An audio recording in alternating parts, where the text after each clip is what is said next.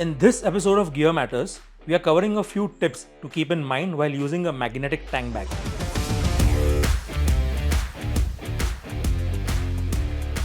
In order to prevent any scratches on the tank, make sure to dust off the tank itself as well as the underside of the tank bag before attaching it. When the tank bag is not on the bike, try to place it on. Clean surfaces in a way that the underside of the tank bag remains clean. This will help reduce the chances of any dirt or abrasive particles being transferred to the tank. As a rule of thumb, the less weight that you put in your magnetic tank bag, the more secure it will be on the tank. Every magnet has its own thresholds, and overloading the tank bag will increase the chances of it coming loose from the mounting. When mounting a magnetic tank bag, ensure that all 4 mounting points are securely attached to the metal parts of the fuel tank. Avoid placing the magnets on non-magnetic surfaces such as plastic stickers or rubber components like tank grips. Ensure that the position of the tank bag does not restrict handlebar movement. If required, move the bag closer to the rider to allow the handlebar to turn freely. If you have any shoulder or other carrying straps on the tank bag, it might be a good idea to remove and place these inside the bag